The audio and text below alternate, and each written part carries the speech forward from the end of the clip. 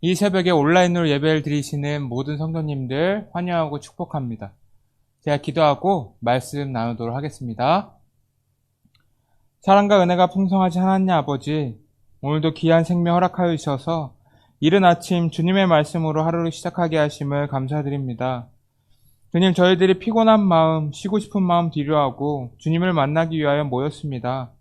부르신 곳에서 저희들이 주님께만 집중할 수 있도록 인도하여 주시옵소서. 그래서 저희들이 주님의 자녀로서 주님께서 맡기신 빛과 소금의 역할들을 잘 감당할 수 있도록 함께하여 주시옵소서. 이 시간 말씀을 듣습니다. 말씀을 전하는 자와 말씀을 듣는 모든 성도님들이 함께 은혜의 자리에 들어갈 수 있도록 인도하여 주시옵소서. 이 모든 말씀 살아계신 예수님의 이름으로 기도드립니다. 아멘. 오늘 우리에게 주신 하나님의 말씀 출애굽기 25장 23절부터 30절까지의 말씀입니다. 너는 조각목으로 상을 만들되 길이는 2규빗, 너비는 1규빗, 높이는 1규빗 반이 되게 하고 순금으로 싸고 주위에 금테를 두르고 그 주위에 손바닥 넓이만한 턱을 만들고 그 턱 주위에 금으로 테를 만들고 그것을 위하여 금고리 넷을 만들어 그 네 발 위 네 모퉁이에 달되 턱 곁에 붙이라. 이는 상을 맬 채를 뜰 것이며 또 조각목으로 그 채를 만들고 금으로 싸라. 상을 이것으로 맬 것이니라. 너는 대접과 숟가락과 병과 붓는 잔을 만들되 순금으로 만들며 상 위에 진설병을 두어 항상 내 앞에 있게 할지니라. 아멘. 동화 중에 거지 왕자라는 이야기가 있습니다. 이 이야기에서 임금님은 궁궐 밖을 나가서 암행시차를 하게 됩니다. 임금님은 이곳저곳을 두루 돌아다니다가 다리 밑에서 한 소년을 발견합니다. 임금님이 보기에 그 소년의 모습은 너무나 더럽고 꾀죄죄했습니다. 그래서 임금님은 이 소년을 궁궐로 데려다 모든 신하들 앞에서 왕자로 삼겠노라고 공포합니다. 이제 소년은 더 이상 거지 신분이 아니라 왕자의 신분이 되었습니다. 그 소년은 여기저기가 찢어져 누더기가 된 자기 옷을 벗어 던지고 화려한 장식과 좋은 옷감으로 만들어진 왕자의 옷을 입게 됩니다. 식사도 예전처럼 구걸하지 않고도 너무나도 맛있고 많은 음식을 먹을 수가 있었습니다. 그런데 왕자는 자신이 이제 거지가 아니라 왕자라는 사실을 믿을 수가 없었습니다. 모든 환경이 소년에게는 너무나 낯설고 어색했습니다. 아침이 되자 소년이 급히 일어나 밖으로 나가려고 했습니다. 그러자 시중드는 신하가 당황하며 왕자님 어디 가십니까? 물었습니다. 그랬더니 사실은 저 다리 밑에 가면 제가 세수할 수 있는 곳이 있답니다. 라고 왕자가 된 소년은 말하는 것입니다. 소년의 이 말은 굉장히 황당한 말 아닙니까? 이 왕자가 된 소년은 아직도 자신의 신분이 거지라는 생각에서 벗어날 수 없었던 것입니다. 왜냐하면 왕자다운 생활을 하기에는 이미 거지 생활에 너무나도 익숙해져 있었기 때문입니다. 이 예화를 보면 이 거지는 임금님의 은혜로 왕자의 신분을 얻게 되었음에도 불구하고 자신이 살았던 더러운 곳으로 돌아가려는 어리석은 행동을 합니다. 자신이 있었던 다리 밑, 더러운 곳이 편하고 익숙하였기 때문에 왕자가 돼서도 그 습관을 잊을 수 없었던 것입니다. 우리들의 모습 또한 이 소년의 모습과 닮아 있지 않습니까? 하나님께서는 죄 많은 우리들을 친히 불러주시고 자녀로 삼아주셨습니다. 그럼에도 우리들은 하나님의 거룩한 자녀로 사는 것보다 세상이 주는 즐거움을 누리며 살아갈 때가 많을 것입니다. 이것은 우리들이 왕자에서 거지로 돌아가는 것과 비슷한 것입니다. 우리들이 왕자와 공주의 삶, 이런 삶을 살기 위해서는 우리들의 마음속에 하나님이 있어야 합니다. 우리 마음속에서 하나님께서 말씀하실 때 우리의 삶은 거룩한 자녀의 삶을 살 수 있는 것입니다. 오늘 본문인 출애굽기 25장에서 하나님께서는 하나님의 임재 장소인 성막의 기구에 대하여 말씀을 하셨습니다.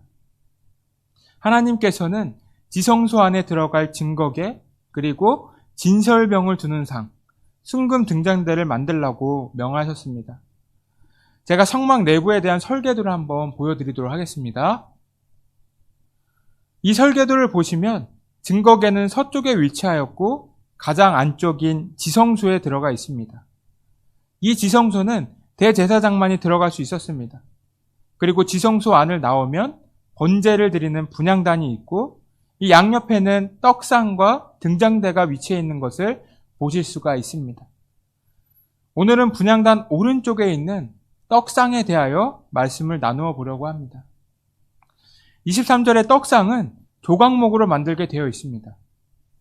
이 조각목은 광야에서 볼 수 있는 아카시아 나무입니다. 이 나무는 그렇게 귀한 나무가 아닙니다.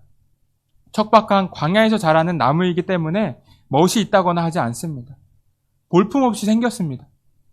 특징이 있다고 한다면 질기고 굉장히 단단하고 생명력이 있다는 것입니다. 그런데 떡상을 만들 때 이 조각목을 금으로 싸도록 되어 있습니다. 금은 가장 귀한 금속물 아닙니까? 이것을 보면 한 가지 느껴지는 것이 있습니다. 이 나무처럼 볼품없는 우리들을 보배 대신 예수님께서 전부 금으로 바꾸어 주시고 보배 같은 존재로 바꾸어 주신다는 것입니다. 보잘것없는 나무지만 순금이 둘러싸여질 때 떡상으로 하나님 앞에 귀하게 쓰여지는 것입니다. 이 조각목으로 떡상을 만드는데 사진을 한번 보여드리겠습니다. 이렇게 생겼습니다. 떡상의 길이는 2규빗, 넓이는 1규빗, 높이는 1규빗 반입니다. 이 떡상의 높이를 보면 성막의 다른 기구들보다 낮은 것을 알 수가 있습니다. 그래서 제사장이 떡상의 직무를 할 때는 서서 섬길 수가 없습니다. 허리를 굽혀서 섬겨야만 합니다. 이 성막 안에는 특별한 특징이 하나 있습니다. 바로 의자가 없다는 것입니다.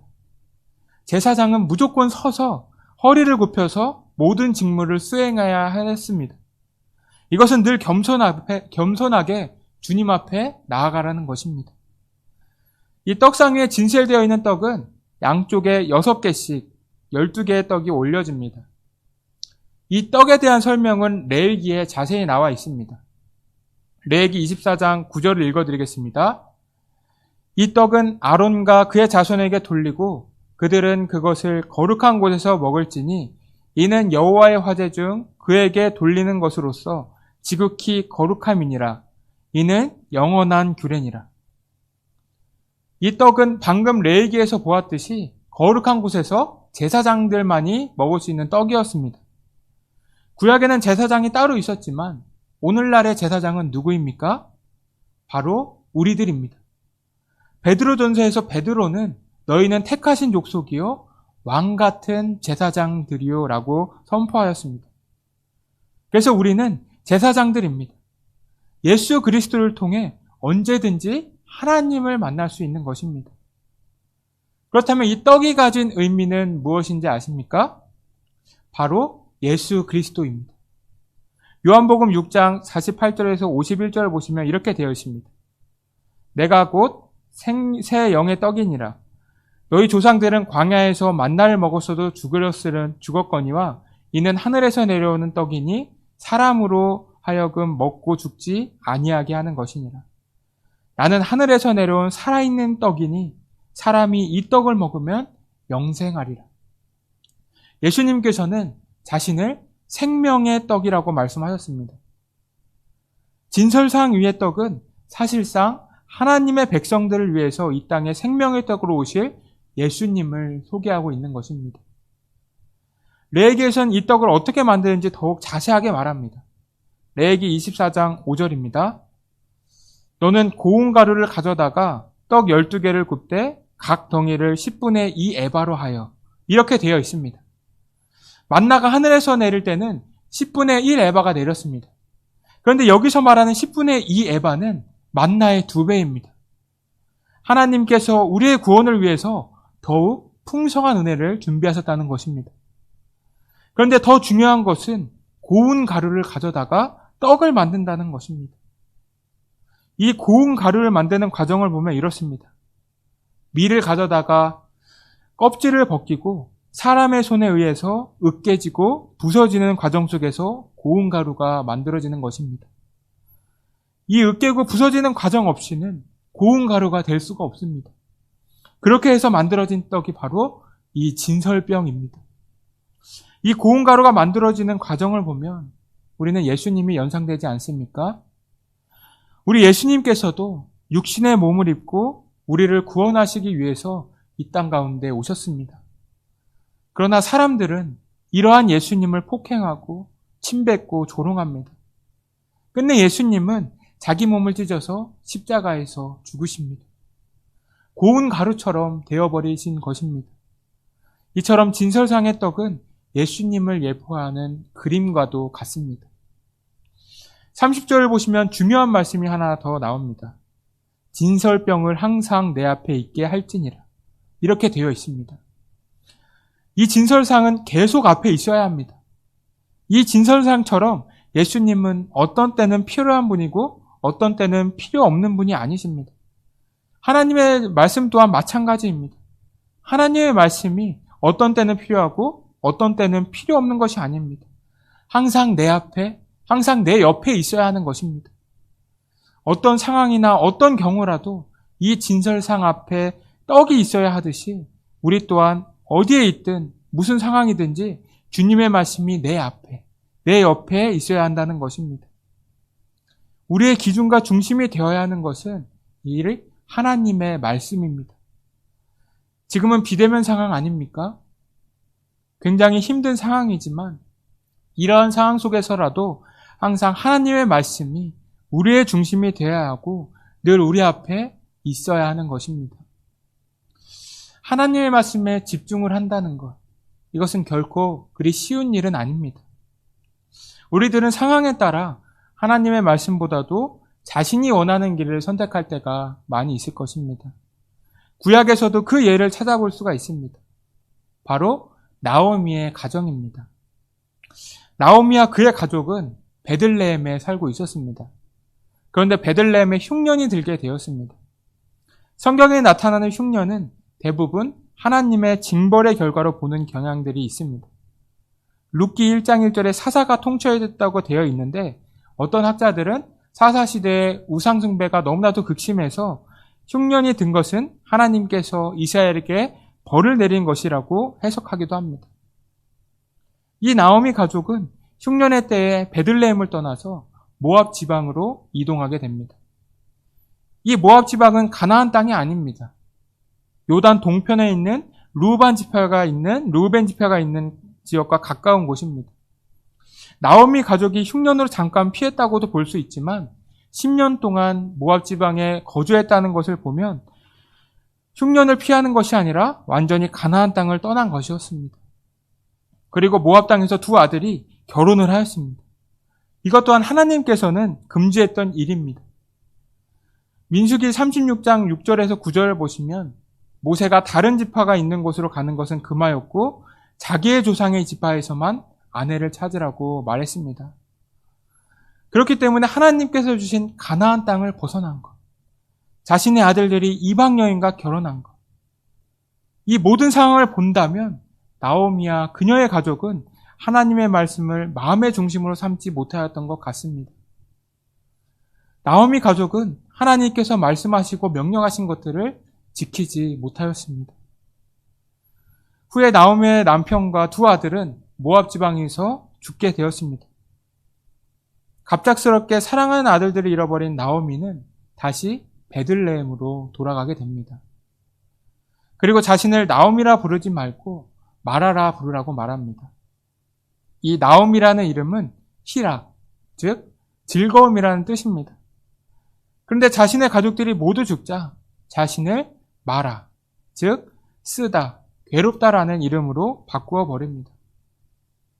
그러나 나오미가 이름을 바꿀 정도로 하나님을 원망하고 있었다면 다시 베들레헴으로 돌아올 생각은 하지 못했을 것입니다. 나오미의 마음의 중심이 다시 하나님께로 향하였기 때문에 다시 베들레헴으로 돌아올 수 있었던 것입니다. 이 나오미는 모압 땅에서도 하나님을 향한 믿음을 계속 지키고 있었다는 것을 짐작해 볼 수 있습니다. 룻기 1장 16절을 보면 며느리인 룻이 고백하는 장면이 나옵니다. 어머니의 하나님이 나의 하나님이 되실 것입니다. 모압 땅에서도 꾸준히 하나님을 믿고 있었기 때문에 롯도 시어머니가 믿는 하나님을 믿게 된 것입니다. 후에 자신의 며느리인 룻을 통해서 이 나오미의 기쁨이 회복되어야 합니다. 하나님의 말씀을 마음의 중심에 놓고 살아가는 것에서 다시 기쁨과 즐거움을 느낄 수 있게 된 것입니다. 이처럼 우리들이 하나님을 모르고 하나님을 바라보지 않고 인생을 산다면 우리의 인생은 슬프고 고통이 많은 인생이 될 수도 있습니다. 그렇지만 자녀인 우리들을 버리시지 않고 늘 사랑해 주신 하나님을 마음의 중심에 두고 하나님의 말씀대로 살아간다면 우리는 참된 기쁨과 즐거움을 누리는 삶으로 변할 수 있습니다. 여러분들께서는 혹시 떡상하다라는 말을 들어보신 적 있으십니까? 이게 더 나아가 성경에서는 명사로 사용이 되지만 요즘 재테크하는 청년들 사이에서는 동사로 많이 쓰이는 말입니다. 이 어떤 수치 등이 급격하게 오르는 것을 떡상한다고 표현합니다. 내가 산 코인이 떡상한다. 내가 산 주식이 떡상한다. 이렇게 기쁨을 가지고 표현하는 말이 떡상입니다. 이 반대의 말은 무엇인지 아십니까? 떡락한다입니다. 떡락의 락은 떨어질 락입니다. 그래서 떡락은 갑작스러운 하락을 의미하는 것입니다. 우리의 믿음은 그대로 유지되는 것이 쉽지 않습니다. 우리의 믿음은 때로는 떡상하기도 하고 때로는 떡락할 수도 있습니다. 우리의 믿음이 하나님께서 원하시는 믿음으로 계속 떡상하기 위해서는 우리 마음의 중심에 주님께서 늘 계셔야 합니다.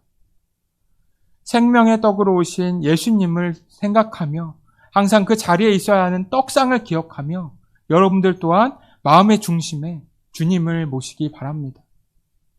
우리의 중심에 주님께서 계신다면 우리의 삶은 주님께서 원하시는 삶, 거룩한 왕자, 공주로서의 삶을 살 수 있는 것입니다. 우리들이 주님의 거룩한 자녀로서 늘 마음의 중심에 주님을 모시면서 기쁘고 즐거운 삶을 살아가는 주의 사람들이 되시기를 주님의 이름으로 축복합니다. 이 시간 함께 기도하기를 원합니다. 첫 번째로는 우리들이 주님의 거룩한 자녀로서 마음의 중심에 늘 주님을 모시면서 살아가게 해달라고 기도해 주시고, 두 번째로는 우리 교회 환우분들의 건강을 위해서 기도해 주시기 바랍니다. 마지막 세 번째로는 우리 다음 세대들의 믿음의 성장을 위해서 기도해 주시기 바랍니다. 기도하겠습니다. 주님 감사합니다.